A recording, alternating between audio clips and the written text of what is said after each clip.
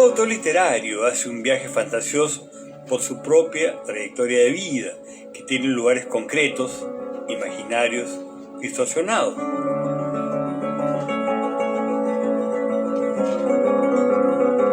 Julio Ramón Ribeiro pasó la mayor parte de su vida adulta en Europa. Sin embargo, su infancia limeña y sus experiencias en otros momentos de su vida en la ciudad son la materia prima de personajes que iremos encontrando en esta ruta.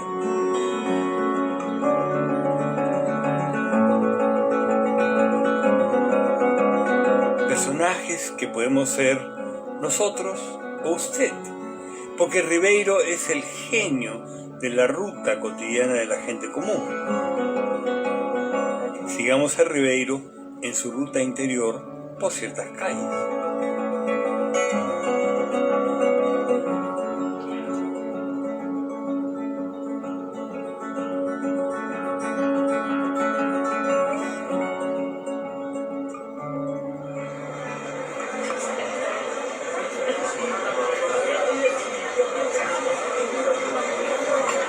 Los ecólogos se han encargado de denunciar la contaminación del medio ambiente, pero ¿quién se ocupa de la polución verbal o ideológica? Y es tan visible y tan nociva, pues causa verdaderas depredaciones en la personalidad, sobre todo en lo que atañe al lenguaje.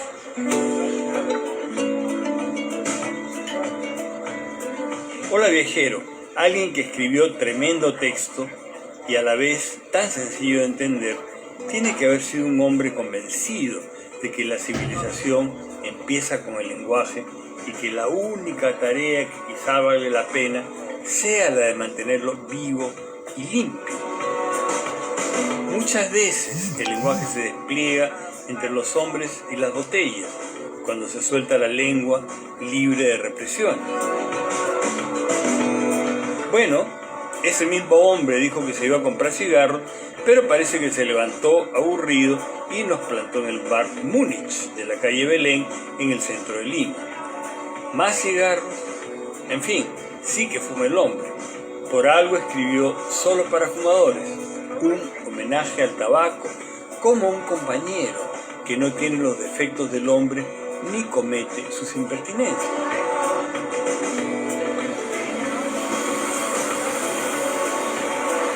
Pero igual los dejó plantados. Sin embargo, ahí estarán siempre sus libros.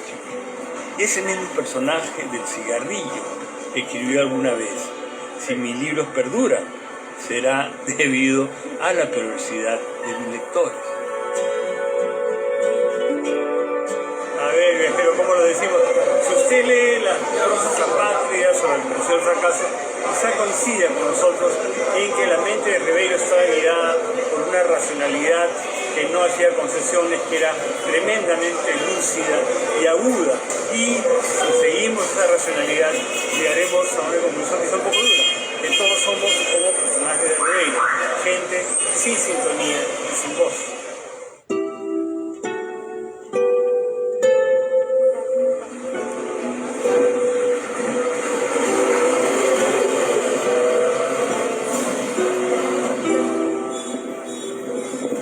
Todo el mundo, hasta Julio Ramón Ribeiro, tan empeñado en ocultarse, tiene una biografía que comienza en algún lugar. Una casa sencilla en Santa Beatriz, bueno, normalmente es eso, una casa sencilla en Santa Beatriz, salvo el 11-17 de Montero Rosas. En esa casa pasa su primera infancia Julio Ramón Ribeiro.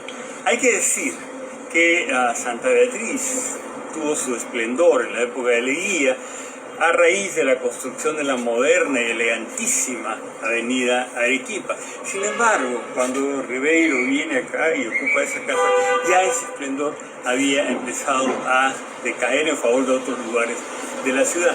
Eso quizá podría ser una marca de la vida y obra de Ribeiro. Julio Ramón nace el 31 de agosto de 1929. Es hijo de Julio Ramón Ribeiro Bonello y Mercedes Zúñiga y el tercero de 4 hermanos.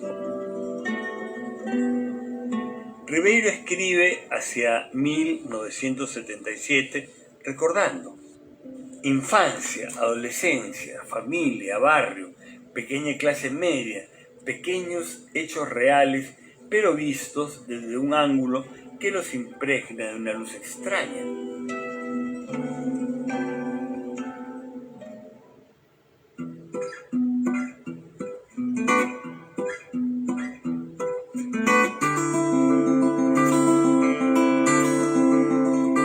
A los 10 años yo era el monarca de las azoteas y gobernaba pacíficamente mi reino de objetos destruidos.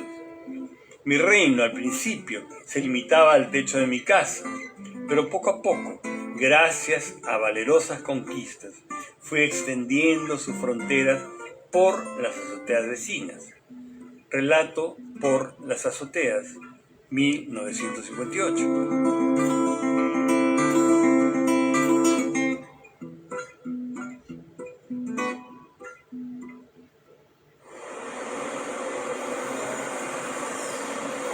Ribeiro habla de ver los hechos reales bajo una luz extraña.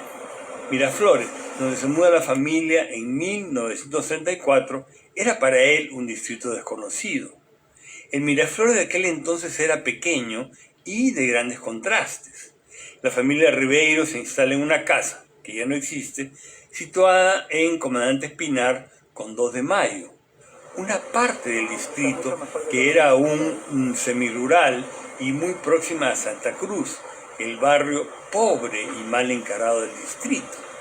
Y yo creo que él sintoniza mucho con los perdedores, con gente que no tiene mayores posibilidades de triunfar en la vida, que lo único que puede hacer es sobrevivir, ¿no?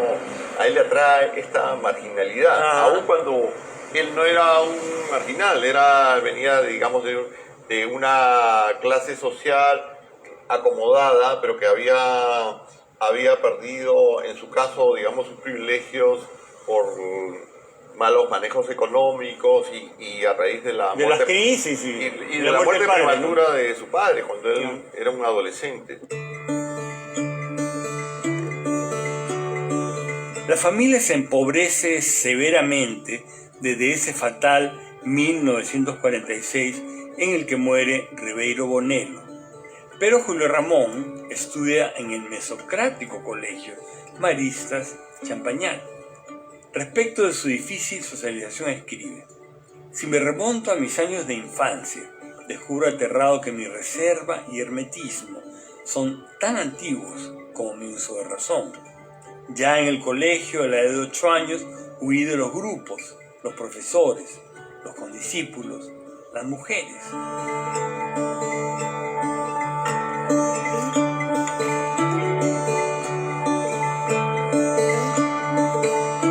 En 1956, no en el bar sino en la ciudad, Julio Ramón escribe un cuento que luego es recopilado en La Palabra del Mudo. Este cuento, evidentemente autobiográfico, nos ilustra sobre su adolescencia miraflorina. Célebre viajero era la austeridad, la sobriedad de Julio Ramón Ribeiro. Por eso creemos que hay palabras que él seguramente hubiera detestado, como emblemático, insigne, perínclito. Sin embargo, no puede dejar de decirse que la boca puyana es emblemática del distrito de Miraflores y, ojo, está también presente, de otra manera diferente a esta, en por lo menos 3 de sus relatos de los años 50 recopilados en La Palabra del Mudo.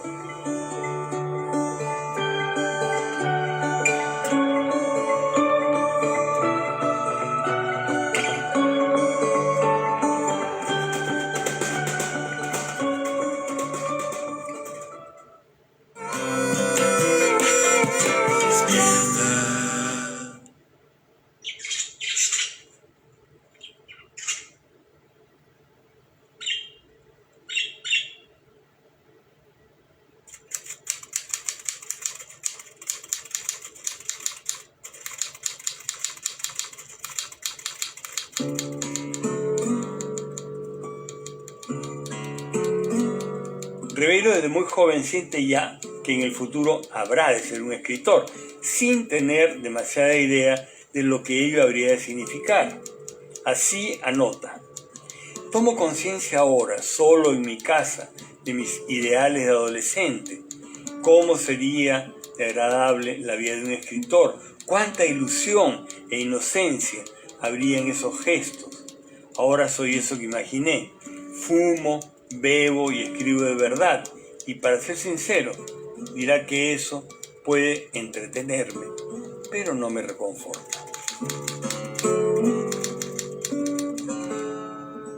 Es curioso, ¿no? Porque él, por una parte, era tan retraído que le gustaba pasar Desapercibido. Rechazaba cualquier acceso de admiradores, de fanáticos, no le gustaba hablar acerca de su trabajo literario, etc.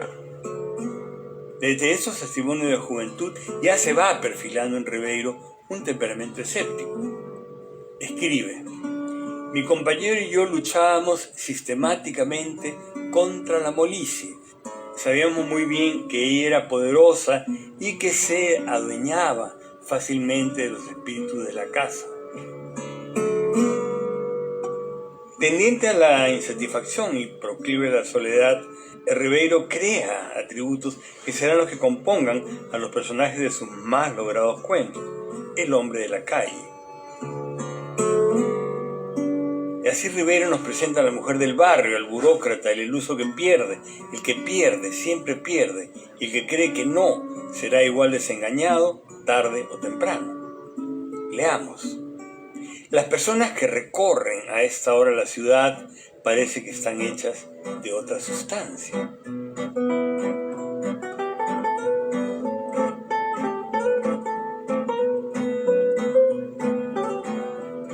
Aunque no puede decirse que Ribeiro responda al estereotipo del escritor comprometido, la esencia de su narrativa es sublevante, porque sus personajes, en su mayoría urbanos, reclaman un lugar en la sociedad.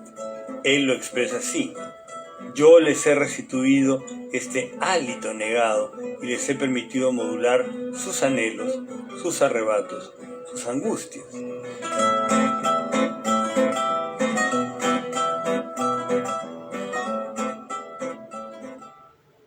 En el cuento Los Eucaliptos de 1956, Ribeiro reseña una cosa muy interesante.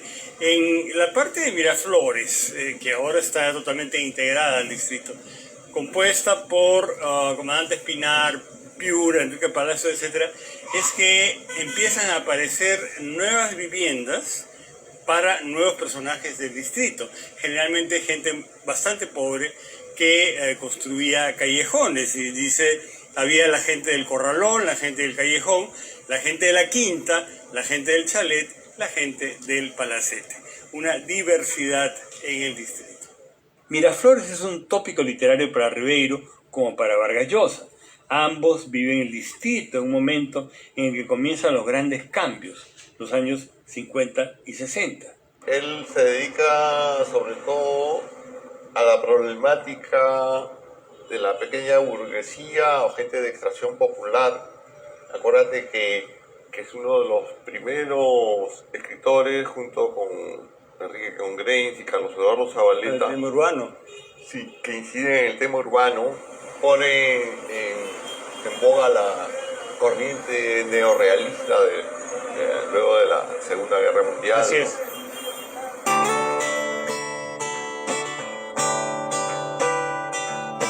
Esta parte del Miraflores que ahora conocemos nada tiene que ver con el descampado arenoso con el que Ribeiro tuvo una fijación desde su infancia miraflorina hasta las etapas finales de su vida.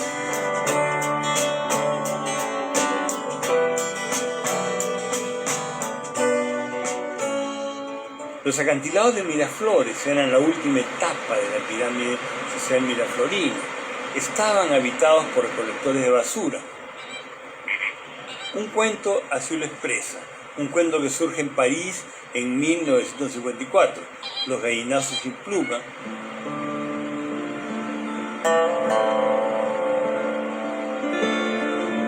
Al entrar al corralón sintió un aire opresor, resistente, que lo obligó a detenerse. Era como si allí en el dintel terminara un mundo y comenzara otro fabricado de barro, de rugidos, de absurdas penitencias.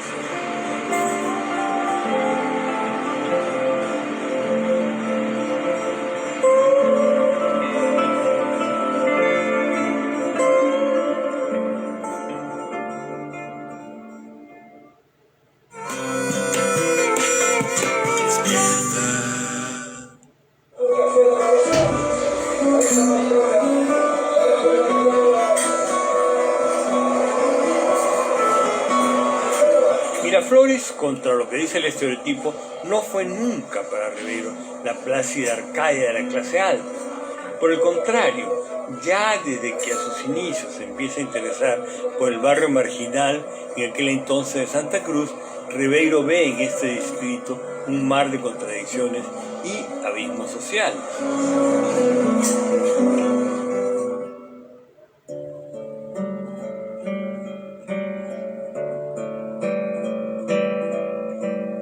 En esta quinta, ubicada en la avenida 28 de Julio, habitan parientes que siempre trataron al escritor con mucho amor.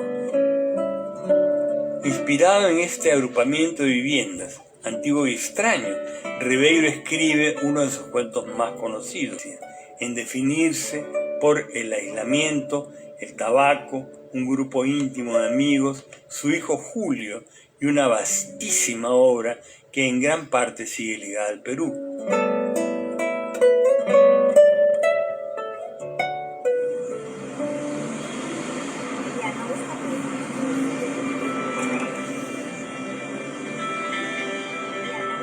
¿Cómo sentir a un creador que en el ya inexistente Parque Salazar nos cuenta un relato feroz sobre la discriminación racial en la Lima de los 50? ¿Cómo sentir lejano a un hombre flaco que se alojaba en esta bellísima y vetusta casa de una quinta en 28 de julio en Miraflores, la casa de su hermano Antonio? ¿Cómo sentir lejano a un observador agudísimo de la miseria humana que se desplegaba en acantilados pelados donde vivían solo la higuerilla, los cerdos y la mezquindad? ¿Cómo sentir ajeno a un hombre que caminaba por París disfrutando del anonimato y a la vez sintiendo que Europa, la vieja y culta Europa, no lo era todo?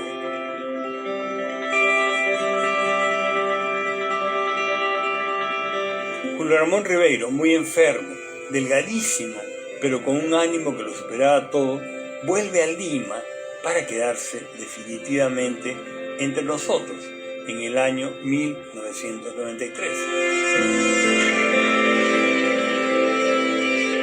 ¿Cómo sentir ajeno al escritor más tímido de la historia del Perú que en 1993, cuando recibe el Premio Nacional de Cultura, es objeto de una ovación tal que da en el local de la Municipalidad de Miraflores ni más ni menos que un balconazo?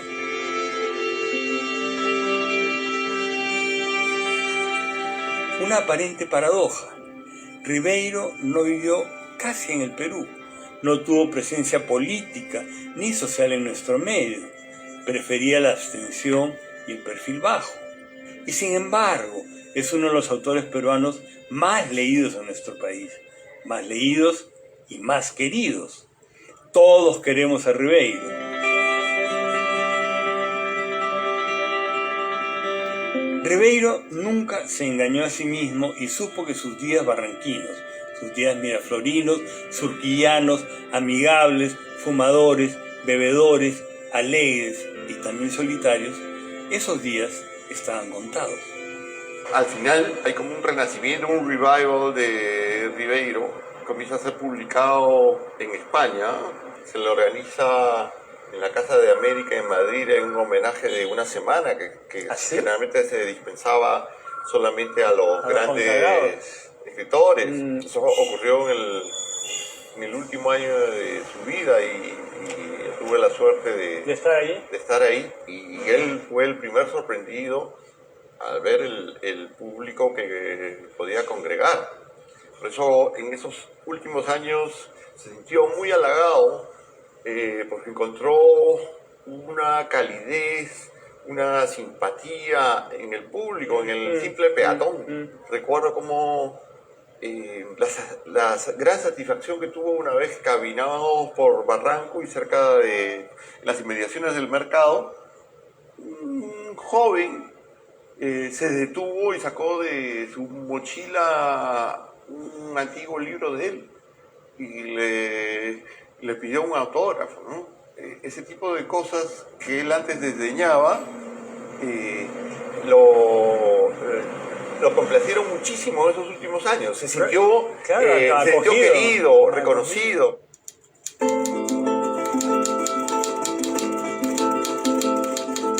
La huella de Ribeiro, que él la quiso imperceptible, es cada vez más poderosa y está marcada por sus relatos, quizá los mejores en lengua española en el siglo XX.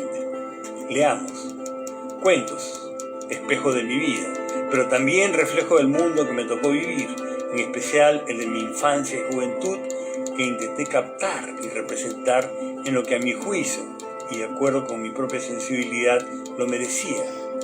Que ellos, mis cuentos, tan variados y dispares, fragmentos de mi vida y del mundo como lo vi, puedan ser sumados, adquirir cierta unidad y proponer una visión orgánica, coherente, personal de la realidad, es algo que no podría afirmar y que tampoco me preocupa demasiado, así como tampoco me preocupa que mis cuentos no reflejen las mutaciones sufridas por el Perú en los últimos 20 años. Julio Ramón Ribeiro muere el 4 de diciembre de 1994. Eso dicen. Nosotros creemos que simple y llanamente Ribeiro nos ha dejado plantados. Una pena, porque su charla seguramente habría sido muy entretenida. Pero bueno, acá están sus libros, que si bien no son él, son la palabra de un más que elocuente mudo. Estamos en uno de los óvalos de Pardo Viajero, en el que Miraflores muestra el monumento que le dedica a Julio Ramón Ribeiro, que es un monumento de verdad, de una austeridad digna del personaje. Y aquí abajo hay un texto reproducido de una carta que él envía a una persona, que vale la pena que lo conozcamos porque es maravilloso. Mi obra en general se titula La palabra del mudo, porque en la mayoría de mis cuentos se expresan aquellos que en la vida están privados de la palabra, los marginados, los olvidados, los condenados a una existencia sin sintonía y sin voz. Yo les he restituido este hálito negado y les he permitido modular sus anhelos, sus arrebatos y sus angustias. Y con usted, hasta el próximo tiempo de viaje. El epitafio de Julio Ramón Ribeiro Zúñiga es un poemario suyo y dice: la única manera de continuar en vida es manteniendo templada la cuerda de nuestro espíritu.